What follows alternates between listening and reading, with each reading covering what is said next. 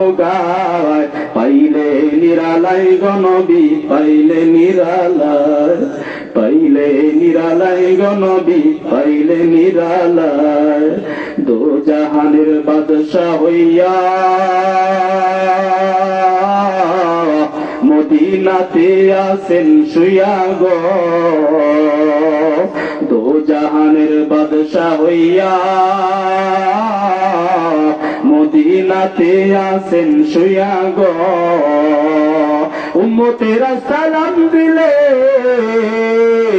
উম্মতেরা সালাম দিলে নবী আমার শুনতে পায় পাইলে নিরালাই গো নবী পাইলে নিরালাই ওই আমি দুই কদমে চুমো খাবো আমি দুই কদমে চুমো খাবো চরণ দুলি মাগবো গায় পাইলে নিরালাই গো নবী পাইলে নিরালাই রওজা শরীফ বহু দূরে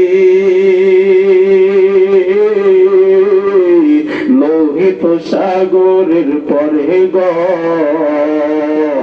রওজা এর বন্ধু হযরত আলী বিলাল রে ডাক দেখাই ভাই বিলাল যাও আল্লাহর নবীর সংবাদ শোনা দাও এই আলকামাতুল লা ইলাহা ইল্লাল্লাহ বলতে পারে না নবীর দরবারে চলে যাও এ বন্ধু হযরত বিলাল আপনার নবী আমার নবীর সামনে দাঁড়ায়া ডাক দেখাই হুজুর গো আপনার সাহাবী আলকামা লা ইলাহা ইল্লাল্লাহ পড়তে পারে না আমার নবী ডাক দেখাই বিলাল রে সত্যি কইরা বলবা আমি শুনতে চাই জানতে চাই এই আলকামার বাবার মা কি জীবিত আছে কিনা হযরত বিলাল ডাক দেবে হুজুর গো না না না আলকামার বাবা নেই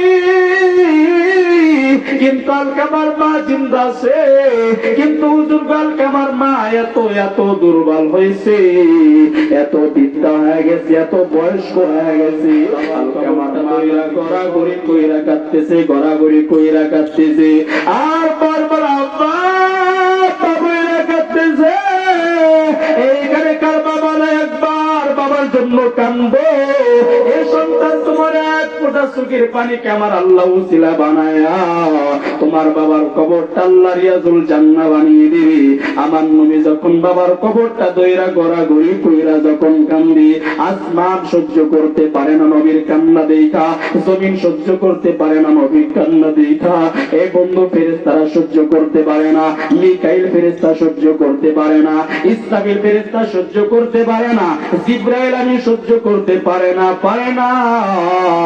আমার বন্ধুগণ আমার ভাইরা আমার আল্লাহ সহ্য করতে পারে না জোরে কন্যা মারহাবা আমার আল্লাহ রাব্বুল আলামিন ডাক দিয়া কই জিবরাইল রে যা যা আমার হাবিবুল্লাহ রে শুনে দিবি আমার নবীর সামনে বাবার জন্য কান্দে বাবাকে মায়া লাগায় কান্দে বাবার জন্য কান্দে আমার উম্মতে আমার নবীর কানে কানে শুনে দিবি বলে দিবি তার কোন উম্মত যদি বাবার জন্য এক ফোঁটা চোখে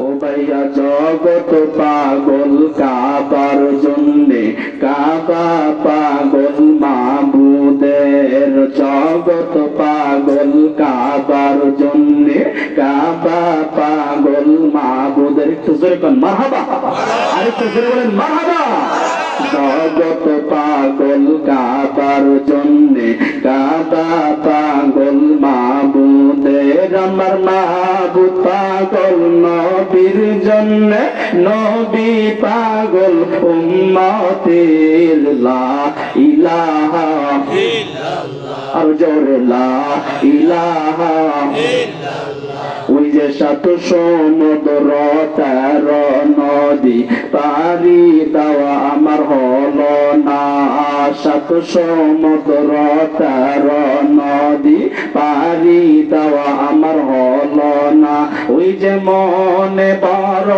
আশা ছিল আশা আছে না ওই যে মনে বড় আশা ছিল যাব সোনার মদিনা লা ইলাহা জোরে লা ইলাহা আর জোরে লা ইলাহা ইল্লাল্লাহ জোরে লা ইলাহা ইল্লাল্লাহ লা ইলাহা ইল্লাল্লাহ লা ইলাহা ইল্লাল্লাহ সুবহানাল্লাহ ওয়ালহামদুলিল্লাহ লা ইলাহা ইল্লাল্লাহ পাইলে নিরালাই গো নবী পাইলে নিরালাই গাইতে পারবেন গান পাইলে নিরালাই গো নবী পাইলে নিরালাই আমি দুই কদমে চুমো খাবো ও আমি দুই কদমে চুমো খাবো চরম দুলি মাগবো গায় পাইলে নিরালাই গো নবী পাইলে নিরালাই পাইলে নিরালাই গো নবী পাইলে নিরালাই দো জাহানের বাদশা হইয়া মদিনাতে আছেন শুইয়া গো দো জাহানের বাদশা হইয়া মদিনাতে আছেন শুইয়া গো উম্মতেরা সালাম দিলে উম্মতেরা সালাম দিলে নবী আমার শুনতে পায় পাইলে নিরালাই গো নবী পাইলে নিরালাই ওই আমি দুই কদমে চুমো খাবো আমি দুই কদমে চুমো খাবো চরম দুলি মাগবো গায় পাইলে নিরালাই গো নবী পাইলে নিরালাই রওজা শরীফ বহু দূরে লোহিত সাগরের পরে গো রওজা শরীফ বহু দূরে লোহিত সাগরের পরে গো উম্মতেরা সালাম দিলে উম্মতেরা সালাম দিলে নবী আমার শুনতে পায় পাইলে নিরালাই গো নবী পাইলে নিরালাই লা ইলাহা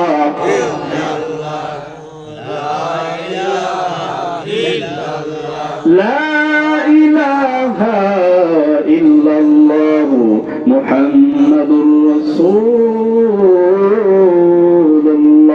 সকল আওয়াজ করে পড়ি সাল্লাল্লাহু আলাইহি ওয়াসাল্লাম আলহামদুলিল্লাহ আজকের মাহফিলের সম্মানিত সভাপতি সাহেব দেশ ও জাতির কর্ণধার হযরত উলামায়ে কেরাম সামনে আমার মুরব্বী বাবারা যুবক ভাইয়েরা পর্দার আড়ালের মা ও বোনেরা আসুন আমরা আল্লাহ জাল্লা শানুহুর দরবারে কালিমাতু শুকরিয়া আদায় করি যে আল্লাহ পাক অত্যন্ত দয়া করে মেহেরবানি করে ভালোবেসে আদর করে এই জানিসুর রহমান জান্নাতের বাগানে আসার বসার তৌফিক দান করলেন সেই মালিকের দরবারে সমস্যার কণ্ঠে আওয়াজ করে শুকরিয়া আদায় করি আলহামদুলিল্লাহ আলহামদুলিল্লাহ লাখো কোটি দরুদ ও সালাম বিশ্ব মানবতার কান্ডারি নবী হাউজে কাউসার ওয়ালা নবী শাফাতে কুবরা ওয়ালা নবী আখিরি জামানার পয়গম্বর জনাবে মুহাম্মদুর রাসূলুল্লাহর উপরে আমরা দরুদ পড়ি সকলে পড়ি সাল্লাল্লাহু আলাইহি ওয়াসাল্লাম আপনারা সকলে কেমন আছেন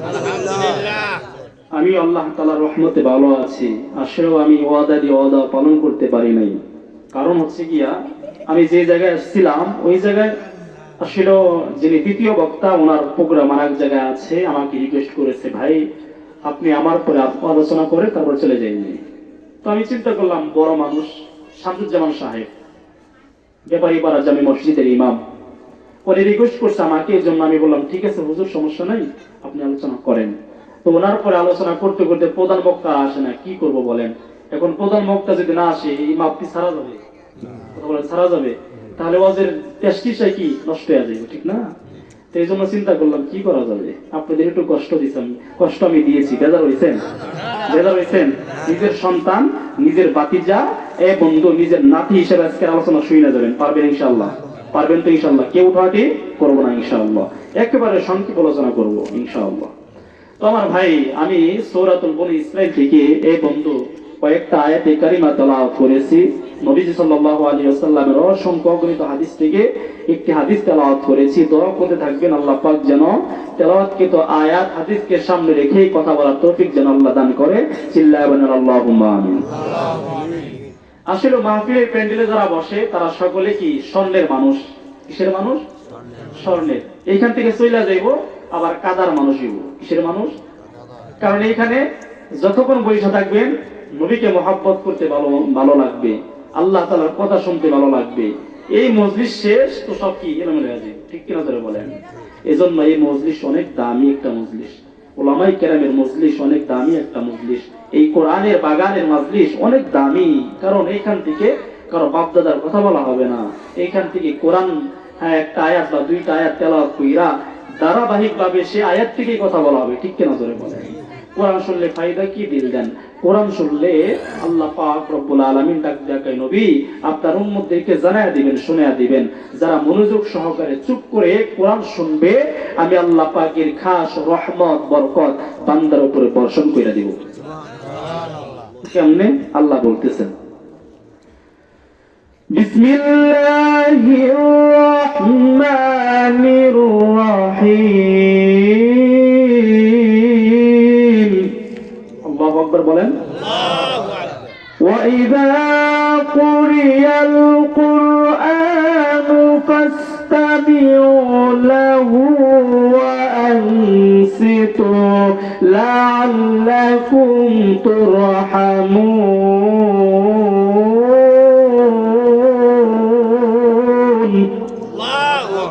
আমার বন্ধুগণ, আল্লাহ ডাক দেয়া বলতেছে, নবী আপনার উম্মতদেরকে জানায়া দিবেন, শুনায়া দিবেন, আমার যে সমস্ত বান্দার বান্দি এই কোরআন মনোযোগ সহকারে চুপ কইরা শুনবে আমি আল্লাহ পাক সাথে সাথে আমি আল্লাহ পাকের রহমত বান্দার উপরে বর্ষণ কইরা দিব। তাহলে বরকতপূর্ণ মজলিস, কেউ উঠাউঠি করব না ইনশাআল্লাহ। যে কথা বলতেছিলাম, এখানে যতক্ষণ বৈশা থাকবেন স্বর্ণের মানুষ। কিন্তু ভাই এই আজকে যে আলোচনা শুনবেন, এই আলোচনা বাড়িতে রেখে যান, বাড়ি পর্যন্ত নিয়ে যেতে হবে। কোথায়? বাড়িতে নিয়ে যেতে হবে। যদি বাড়িতে নিয়ে যেতে পারেন তাহলে আপনি কামিয়াব। আর যদি বাড়িতে যাওয়ার আগে মাঝ পথে যদি ফিরে যান তাহলে সব শেষ। আমাদের এক মুরব্বী ওয়াইজিন উনি বলতেছিলেন যে এক মুরব্বী অনেক বছর ধরে ওয়াজ শুনে কিন্তু মাগার সে ওয়াজ বাড়িতে নিয়ে যায় না। কোথায় নিয়ে যায় না? বাড়িতে নিয়ে যায় না। আস্তে কইরা তার নাতিরে নিয়ে গেছে সাথে। কারে নিয়ে গেছে? তার নাতি। তো হুজুর বলছে যে টাকনুর উপরে কাপড় উঠানো যাবে না, দাঁড়িয়ে পরস্পর হয়। তো এই যখন শুই না নাতিরে নিয়ে দাদা রওনা হয়েছে। আল্লাহর কি কাম, এই দাদার বাড়িতে যাইতে একটা খাল পাড়ি দেওয়া লাগে। কি পাড়ি দেওয়া লাগে? খাল। তো খালে একটা নৌকা আছে, মাঝিও নাই, নৌকা তোই পারে। তো কাপড় কোন রকম বাঁচে, থোড়া পর্যন্ত পানি হয়। তো আল্লাহর বান্দা শুনছে কিসের উপরে কাপড় উঠানো যাবে না? আঠুর উপরে উঠানো যাবে না। তো আল্লাহর বান্দা নাতিরের সাথে নিয়ে মানে লুঙ্গি উঁচা করতে করতে যতদূর পানি তার পর্যন্ত পৌঁছায়, লুঙ্গি তত দূর উঁচা করে। তো আস্তে আস্তে যখন এই হাঁটুর উপরে লুঙ্গি উঠা যাইতেছে, পিছন দিক দিয়া নাতিন ডাক দেয়া কয়, দাদা তুমি অবশ্যই না এলা, হুজুর না বলছে যে আঠুর উপরে লুঙ্গি উঠানো যাবে না, ফরজ তরক হবে, কেন করতেছ? তখন এই দাদা কি জানেন, একদিন অসুই না, বড় বুজুর্গ হয়ে যাইতেছে, বড় বুজুর্গ হয়ে গেছে তাই না? আমি এরকম 10 বছর দেওয়ার শুনি, মাগার ওয়াজ খালের পরে রেখা যায়, খালের উপর আর নিয়ে যাই না। আমার বন্ধুগণ, আমার ভাইরা, তাহলে ওয়াজ কোথায় নিয়ে যেতে হবে? বাড়িতে। কোথায়? বাড়িতে নিয়ে যাবেন ইনশাআল্লাহ। আমার ভাই আসুন আলোচনা দিকে যাই, রাত্রি গভীর হয়েছে। আল্লাহ রাসূল বলেন, 3 শ্রেণীর 3 ব্যক্তির দোয়া আল্লাহ জাল্লা শানহু ডাইরেক্টলি কবুল করে। সুবহানাল্লাহ কন্না। কয় ব্যক্তির দোয়া?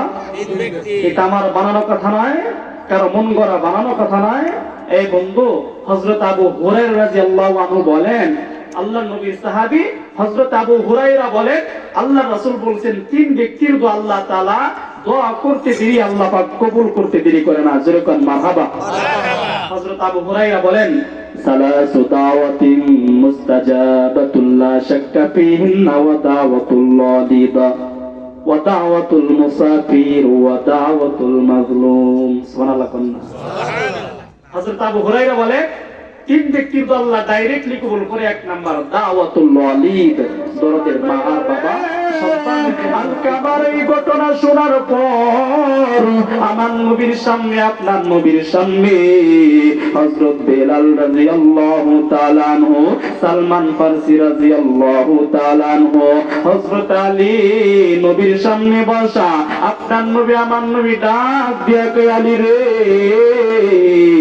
যাও যাও যাও, বেলালকে নিয়া, সালমান ফারসিকে নিয়া আমার সাহাবী আল-কামার বাড়িতে চইলা যাইবা। আল-কামার বাড়িতে যাইয়া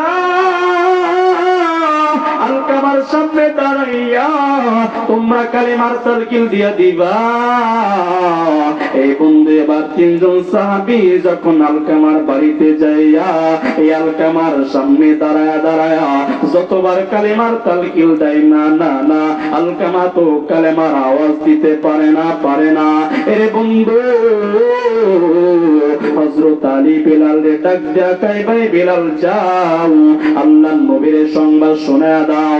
এই আল-কামা তো লা ইলাহা ইল্লাল্লাহ বলতে পারে না, নবীর দরবারে চলে যাও। এ বন্ধু হযরত বেলাল আপনার নবী আমার নবীর সামনে দাঁড়ায়া ডাক দিয়া কয়, হুজুর গো আপনার সাহাবী আল-কামা লা ইলাহা ইল্লাল্লাহ পড়তে পারে না। আমার নবী ডাক দিয়া কয়, বেলাল রে সত্যি কইরা বলবা, আমি শুনতে চাই, জানতে চাই এই আল-কামার বাবার মা কি জীবিত আছে কিনা। হযরত বেলাল ডাক দিয়া কয়, হুজুর গো না না না, আল-কামার বাবা নেই, কিন্তু আল-কামার মা জিন্দা আছে। কিন্তু হুজুর আল-কামার মা এত এত দুর্বল হয়েছে, এত বৃদ্ধা হয়ে গেছে, এত বয়স্ক হয়ে গেছে, আল-কামার মা লাঠিতে বর দিয়া দিয়া হাঁটাহাঁটি করে। আমার নবী বললেন, আল-কামার মাকে তুমি তাড়াতাড়ি কইরা আমি নবীর দরবারে নিয়ে আসবা। এই বন্ধু হযরত বেলাল যাইয়া আল-কামার মারে ডাক ডাক, মা গো নবী তো আপনাকে ডেকেছে, আপনাকে যাইতে বলেছে। এবার আল-কামার মা আগে আগে পা কইরা যাইয়া আপনার নবী আমার নবীর সামনে দাঁড়ায় চোখের পানি ছাইরা কান্দে। ডাক দিয়া কই, হুজুর আপনি আমাকে কেন ডেকেছেন? আমার নবী ডাক দিয়া কই, আল-কামার মা তুমি মিথ্যা বলবা না, তুমি বলো দেখি তোমার সন্তানের উপরে তুমি মা খুশি আছো কিনা। এ বন্ধু এত শুনে প্লিজ দেখেন নবীর মহাব্বতে ওই মার জন্য বাবার জন্য এক ফোঁটা চোখের পানি পড়ে কিনা। যখন আমার নবী ডাক দিয়া কই, আল-কামার মা তুমি মিথ্যা কথা বলবা না, তোমার সন্তানের উপরে তুমি নারাজি আর খুশি কিনা বলো।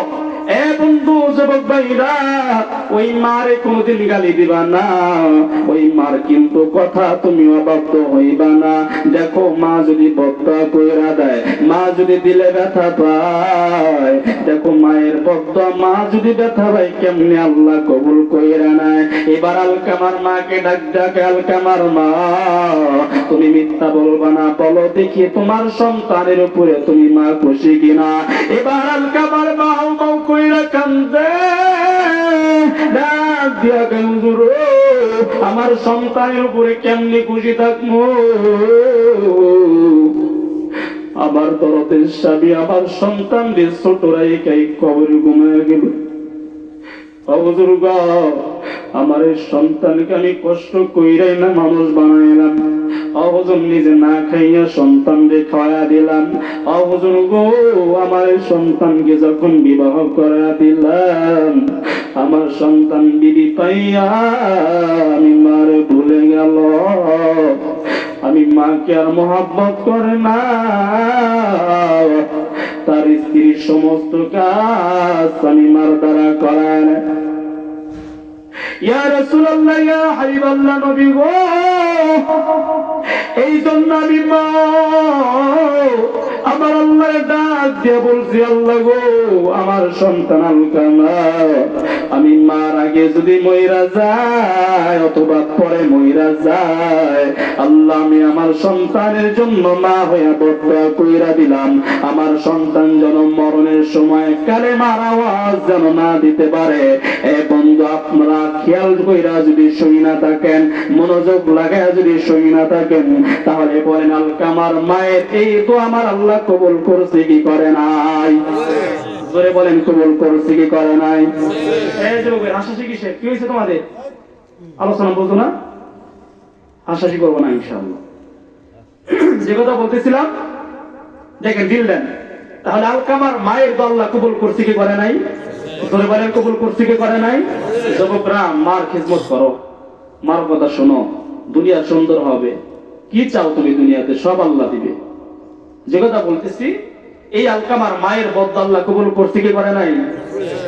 আল্লাহর নবী চোখের পানি ছাইরা দিছে, আরে আমার কেমন সাহাবী, আমি মার জ্বালা যন্ত্রণা বুঝি, আমি নিজেও তো একজন ইতিম।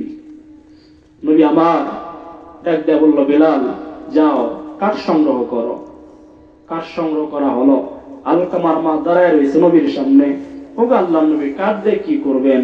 বলে তোমার যে সন্তান তোমার অবাধ্য হয়েছে, তোমারে সেবা যত্ন করে নাই, তুমি মা তার উপর অসন্তুষ্ট হয়েছ, তুমি বদদোয়া করেছ, তোমার সন্তানরে কবরে নামায় দিলে তো আল্লাহ জাহান্নামের গর্ত বানায় দিবে, তোমার সন্তানের কবরটা তো আগুন দইরা যাইব।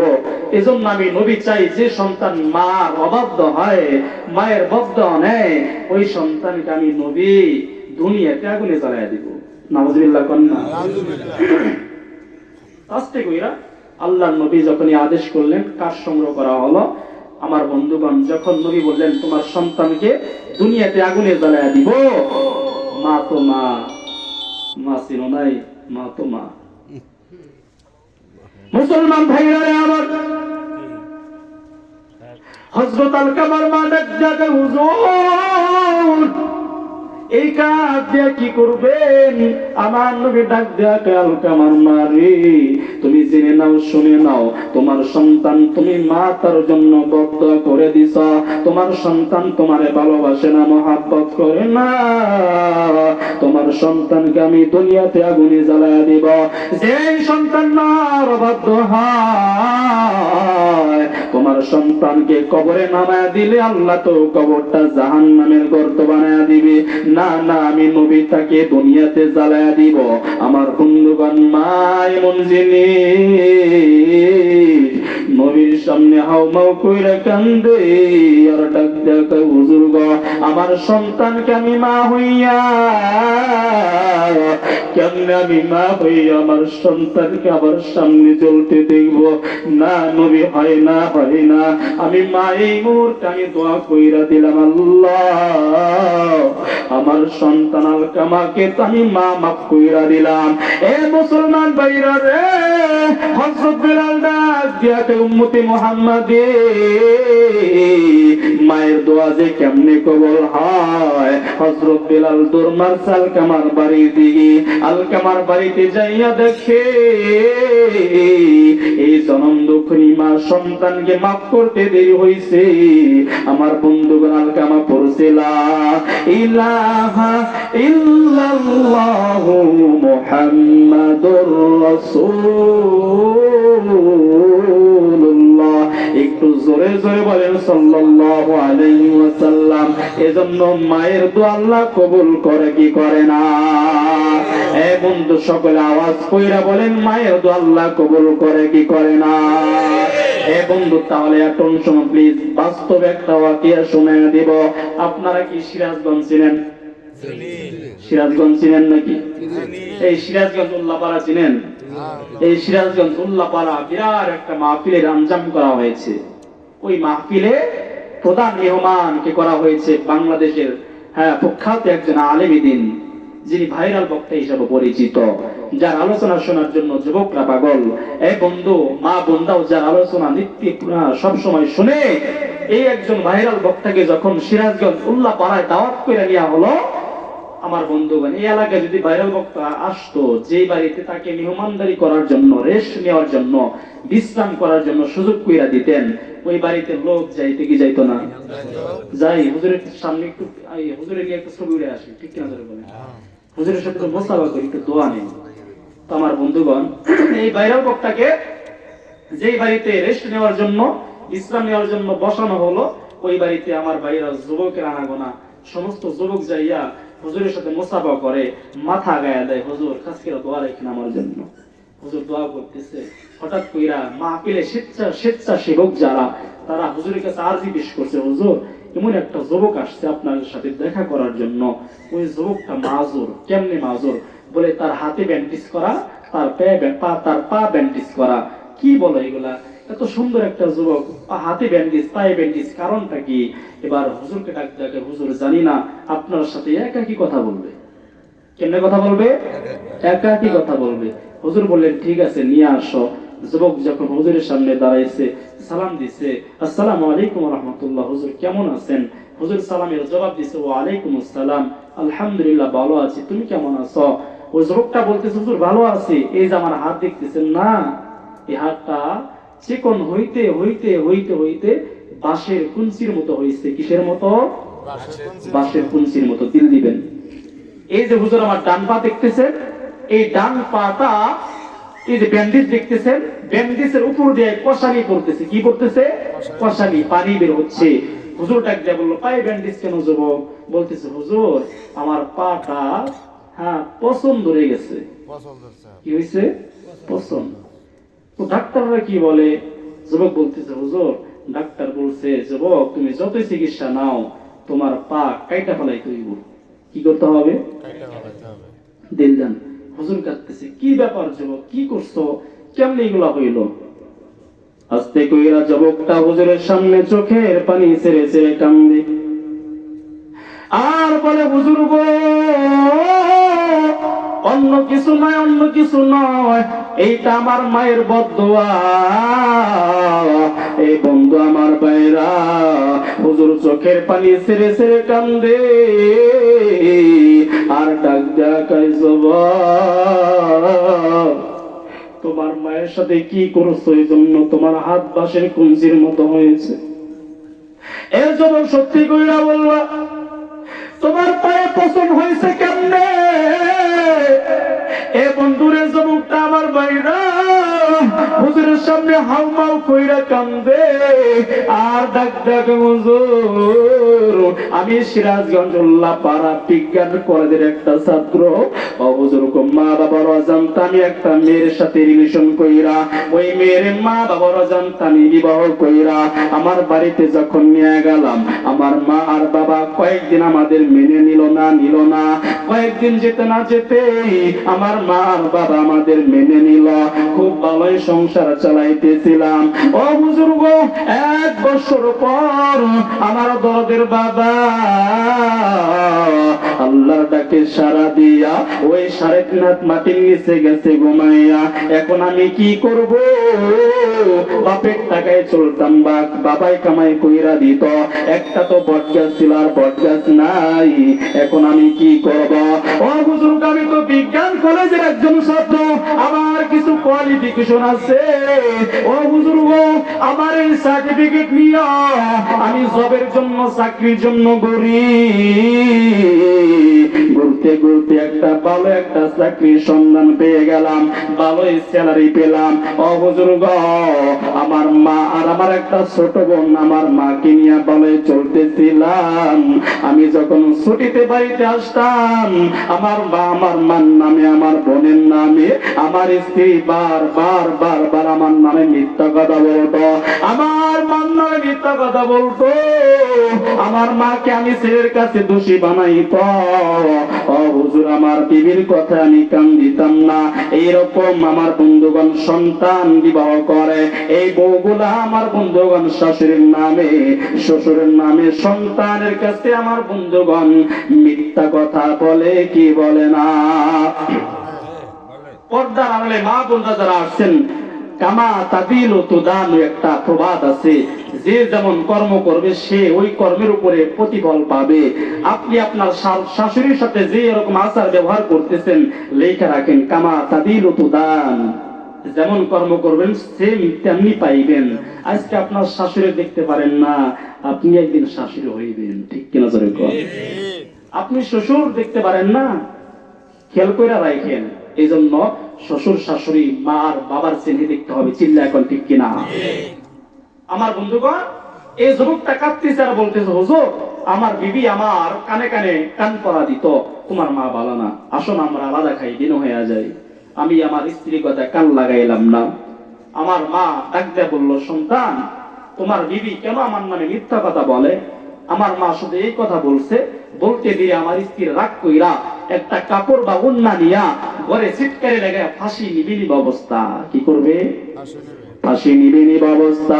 আমার বিবির জন্য আমি তো হয়রান হয়ে গেলাম, কেমনে আমার বিবির আমি ফিরাবো? না না না, আমার বিবির আমি ফিরাইতে পারি না। আমার জনম দুঃখী মা আমার ডাক দিয়া কই, সন্তান তোমার বিবি তো তোমার কথা শুনে না, আমার কথা শুনে না। আমার মা আমার বিবির ডাক ডাকে, মেরে আমার একজন মেয়ে আছে, তুমি আমার মেয়ে, না না তুমি কিন্তু তোমার গলায় ফাঁস লাগাইবা না।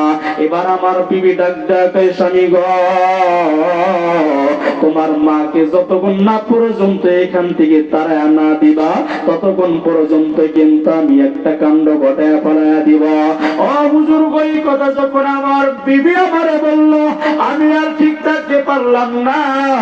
এবং তুমি শুনো প্লিজ, আমি দেখতে চাই মায়ের পাগল কে আছো।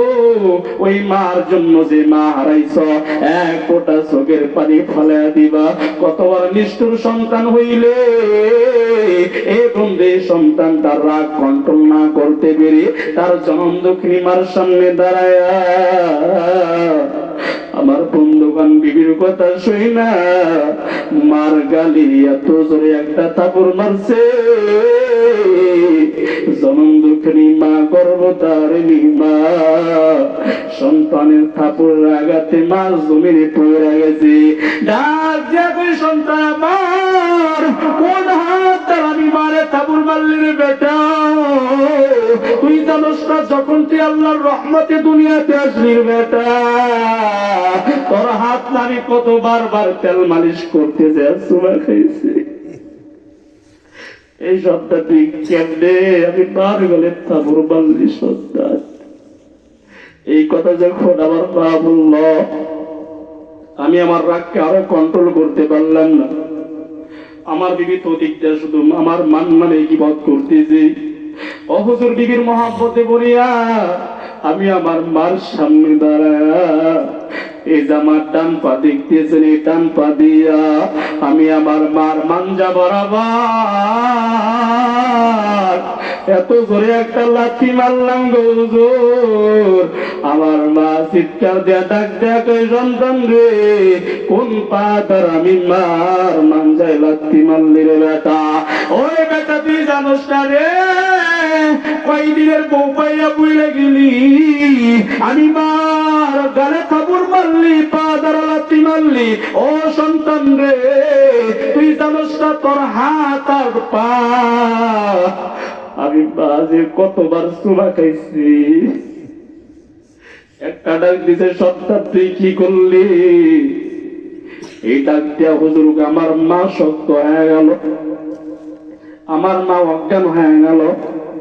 আমার বউরে ডাক দিলাম, বউরে আয়, আমার মা যেন কেমন করি। আমার বোন ঘরের থেকে বার হইল, আমার স্ত্রী ঘরের থেকে বাইর হইয়া গেল। তেল নিয়ে আসলো, পানি নিয়ে আসলো, আমার মায়ের পায়ে তেল মালিশ করা শুরু করলো, হাতে তেল মালিশ করা শুরু করলো। ও হুজুর গো, আমার মাকে সিরাজগঞ্জ মেডিকেলে নিয়ে গেলাম। নিয়ে যাওয়ার পর ডাক্তার আমার ডাক্তার, যুবক রে তোর মাকে তো তুই নিয়ে আসছ, তোমার মা তো বহু আগে দুনিয়া ত্যাগ করেছে। এ বন্ধুরে টেনশন প্লিজ দেখো একটু, দিল টানার হয়ে গিয়া এই যুবকটা মার লাশটা ধরে দইরা একটা চিৎকার দিচ্ছে, ডাক দিয়া কই, মারে কি করলাম, কি হয়ে গেল? আমি আমি না তোমারে মাইরা ফেলে দিলাম।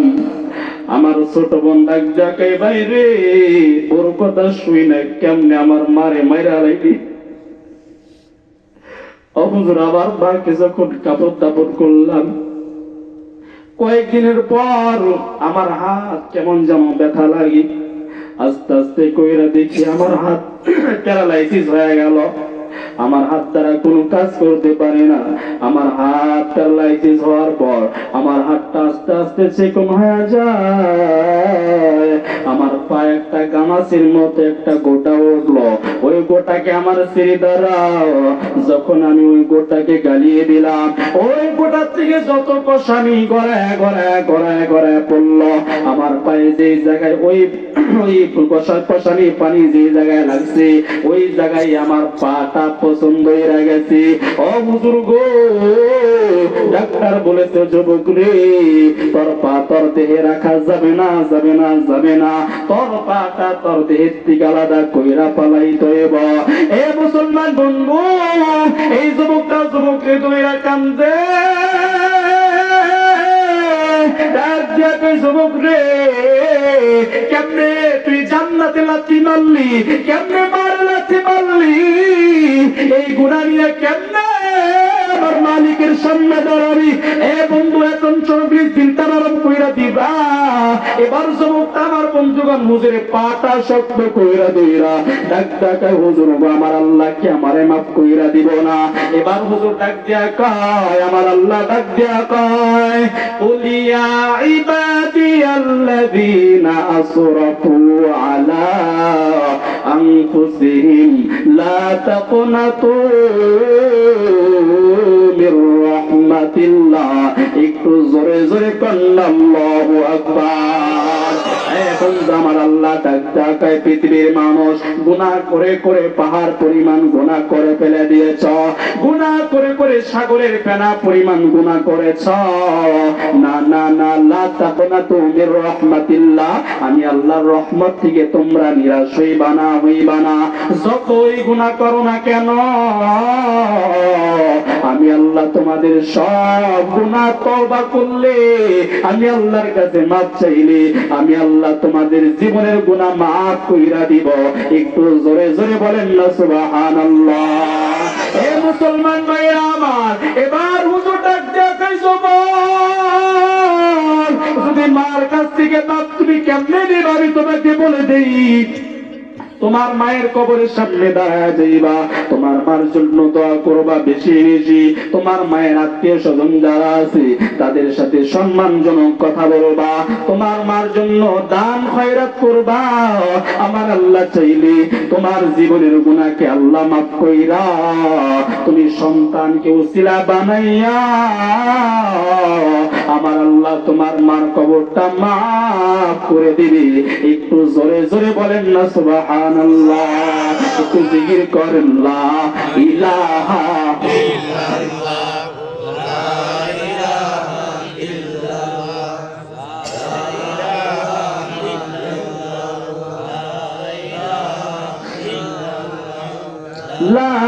ইলাহা ইল্লাল্লাহ, লা ইলাহা ইল্লাল্লাহ, লা ইলাহা ইল্লাল্লাহ, লা ইলাহা ইল্লাল্লাহ, লা ইলাহা ইল্লাল্লাহ। ও ভাইয়া বহু দূরে মদিনা, কেমনে যাব জানি না।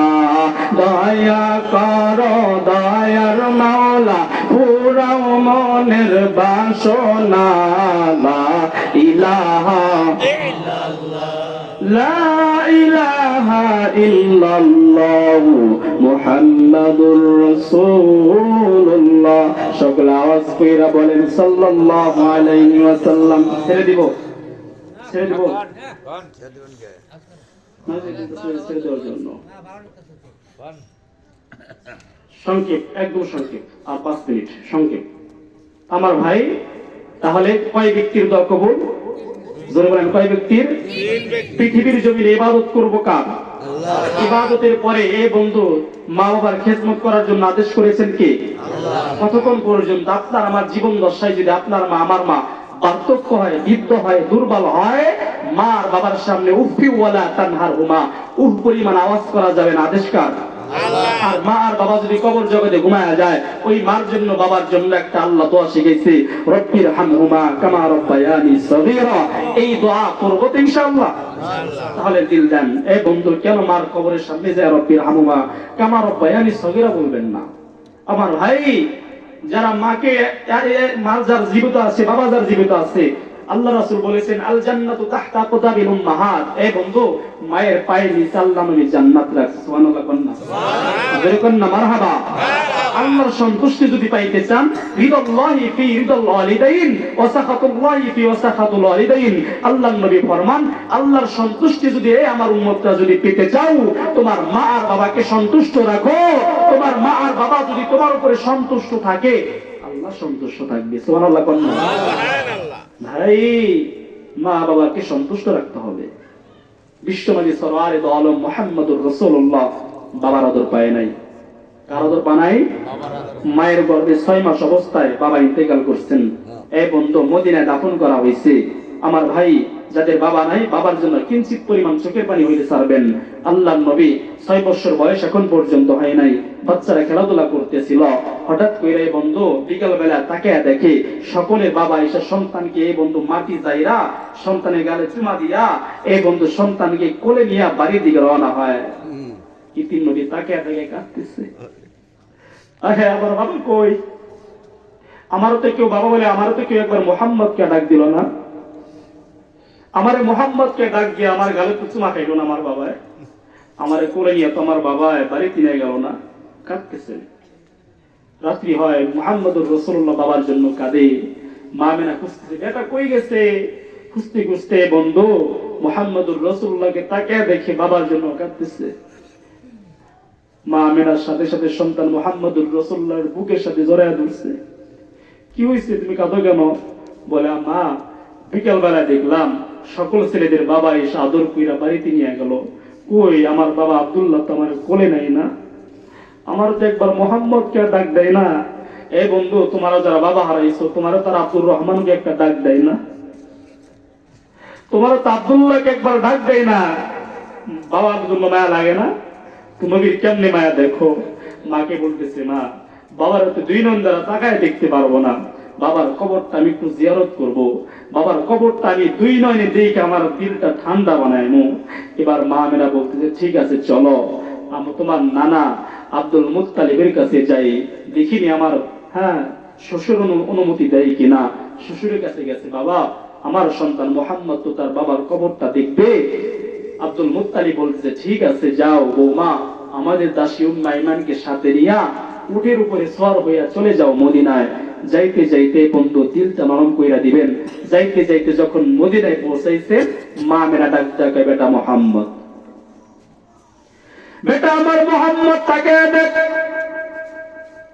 এ বেটা মুহাম্মদ, ওই যে তোমার বাবা আব্দুল্লাহর কবরটা দেখা যায়। হঠাৎ কইরা আমার নবী যখন এই কান্দারা যখন এই রকম আহ্বান শুনল, আমার নবী ঠিক থাকতে পারে না। তোমরা তাকে দেখবা, যে সমস্ত সন্তানরা প্রবাস থেকে বাবারে হারায় পালায়, যখন এই সন্তান বিদেশ থেকে চলে আসে, মারে ডাক ডাক, মা, আমার বাবারে কোন কবরস্থানে দাফন করছ? মা বলে, ওই কবরস্থানে দাফন করেছি।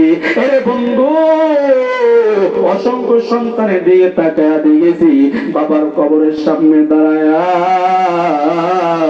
চোখের পানি ছেড়ে ছেড়ে আব্বা আব্বা বইলা কান্না করেছে। আমার নবীরে যখন ডাক দিয়ে বললো, বেটা মুহাম্মদ, এই বেটা মুহাম্মদ, তোর বাবার কবর না দেখবি? এই যে তাকে দেখ তোর বাবার কবর।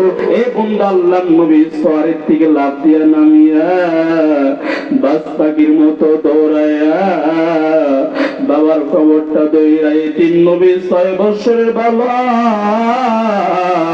বাবার কবরটা দৌড়া গড়াগড়ি কইরা কাটতেছে, গড়াগড়ি কইরা কাটতেছে, আর বারবার আব্বা কইরা কাটতেছে।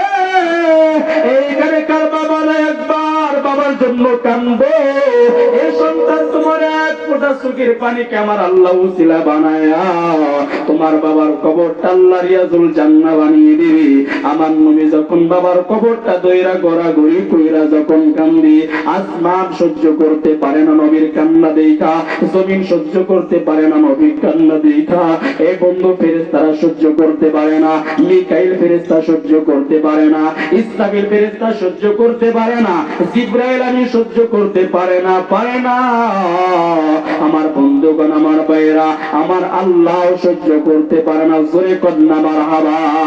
আমার আল্লাহ রাব্বুল আলামিন ডাক দিয়া কই, জিবরাইল রে, যা যা আমার হাবিবুল্লাহ রে শুনে দিবি আমার নবীর সামনে বাবার জন্য কান্দে, বাবাকে মায়া লাগায় কান্দে, বাবার জন্য কান্দে। আমার উম্মতে আমার নবীর কানে কানে শুনে দিবি, বলে দিবি তার কোন উম্মত যদি বাবার জন্য এক ফোঁটা চোখের পানি ছেড়ে দেয়, ও জিবরাইল আমার নবীর শুনে দিবা তার কোন উম্মত যদি বাবার জন্য এক ফোঁটা চোখের পানি ছেড়ে দেয়, আমি আল্লাহর সাথে সাথে ওই সমস্ত উম্মতের আব্বা আম্মার কবরটা আমি আল্লাহর সাথে সাথে জান্নাতের বাগান বানায় দিব। একটু জোরে জোরে বলা যাবে কি সুবহানাল্লাহ? এই যুবক ভাইরা তোমরা যারা আছো, আমি দেখতে চাই কোন যুবকের বাবা এই মাহফিলের প্যান্ডেল আছে, লাফ দিয়া দাঁড়া যাইবা, ওই বাবার হাতটা ধইরা একটু বাবার কাছ থেকে দোয়া নিবা, বাবার বুকের সাথে বুকটা লাগায় দিবা, আর আপনারা ডাক দিয়া কইবা, আব্বা জান আমার দ্বারা যদি ব্যথা পেয়ে থাকো আমার তুমি মাফ কইরা দিবা। আমি দেখতে চাই কোন যুবকের বাবা আছে মজলিসে। যুবক রে, তোমার কি লজ্জা লাগে, তোমার কি ব্যথা লাগে বাবার হাতটা ধরতে? তুমি জানো না তোমার বাবা ছোটবেলায় এই হাতটা দ্বারা তোমার বাবা কতবার বান্না গোসল করে দিচ্ছে। একটু মায়া লাগে তারা যাও না, বাবাকে তৈরি একটু বাপ দেও না। এই পর্দার আলে মা বোনরা যারা আছো, তোমার মা যদি এখানে থাকে, মার হাতটা তৈরি একটু মাপ নেও না। মার সাথে বেয়াদবি কইরা কবরে যাইবা না। এ যুবক ভাইরা, মার সাথে বেয়াদবি কইরা কবরে যাইবা না, বাবার সাথে বেয়াদবি কইরা কবরে যাইবা না। আল্লাহ তাকে দেখো, এই মজলিসের মানুষগুলা মার জন্য বাবার জন্য কেমনি কাঁদে।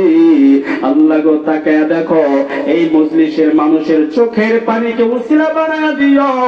যার বাবা নাই মা নাই, আল্লাহ এক ফোঁটা চোখের পানিকে উসিলা বানায়া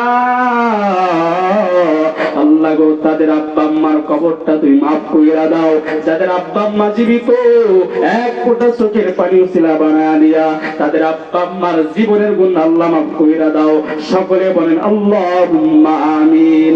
লা ইলাহা ইল্লাল্লাহ, লা ইলাহা ইল্লাল্লাহ, জোরে লা ইলাহা ইল্লাল্লাহ, লা ইলাহা ইল্লাল্লাহ মুহাম্মাদুর রাসূলুল্লাহ। সকলে আওয়াজ করে পড়ি সাল্লাল্লাহু আলাইহি ওয়াসাল্লাম। আমার বন্ধুগণ, এই যে আমার আপনার চোখের পানি বের হয়েছে না, আল্লাহ পাক আজকের মাহফিলকে কবুল করে নিয়েছে। জোরে কর মারহাবা। আমার ভাই, আল্লাহ তাআলার বান্দার চোখের পানি আল্লাহ সহ্য করতে পারে না। মার সামনে বন্ধু এক ফোঁটা চোখের পানি ছাইরা যখন মারে কইবেন, মা আমারে তুমি মাফ কইরা দাও, মা এই চোখের পানি দেখার আগে সন্তানটি আমার বন্ধুগণ রহমতের কোলে তুইলা দিবে। আপনি